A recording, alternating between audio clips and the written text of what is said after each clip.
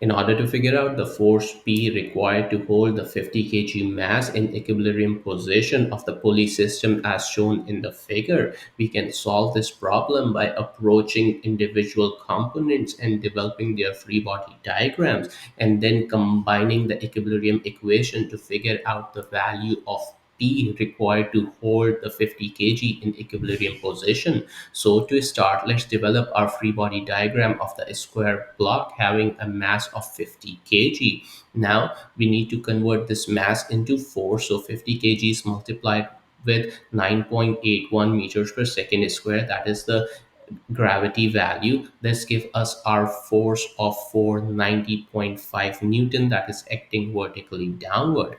Next, I have three pulleys that are connected to this block, and then there are a couple of rope that is going away for each one of them. Now, for a rope, the force is always in tension. That's why they are pointing in the upward direction. Starting with our smallest pulley, I have given represent this force as P because that's the same rope that is connecting where the external load of P is being applied. Next, I have the second pulley. Again, two ropes are going in the upward direction towards pulley B. That's why it is given as tension P. Similarly, I have my third pulley that have a couple of ropes going in the upward direction to pulley C, represented as 2TC. Once we have the free body diagram, let's go ahead and apply our equilibrium condition along the y-axis. Since we have three loads going in the upward direction and the weight acting downward, we can write our equation 1.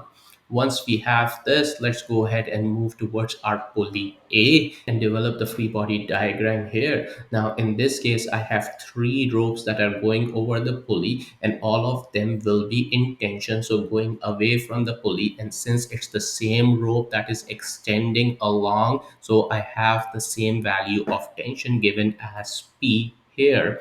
Next, I have a rope that is connecting pulley A and pulley B, so it will be pointed in the upward direction, and that is a tension in rope going across pulley B given as TB. Next, we can again apply our equilibrium condition of summation of forces acting along the y-axis equals to 0, where TB is pointed upward, whereas I have three P forces going in the downward direction. Simplifying, we get the value of tension in rope B as three times the load P that is being applied to keep this thing in equilibrium. Next, let's go ahead and draw the free body diagram of pulley B. Now, again, I have three ropes going in the downward direction. All of them are represented by TB, that is the tension in rope B.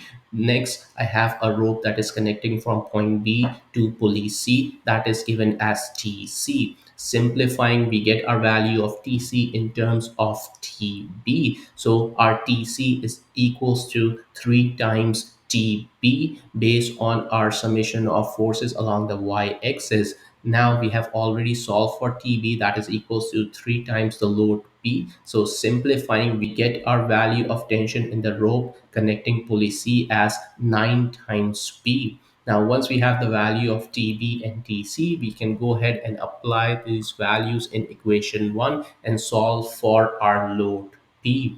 Now, since TB was 3 times P, whereas TC is 9 times P, we simplify and solve for the value of P that is coming as 18.86 newtons.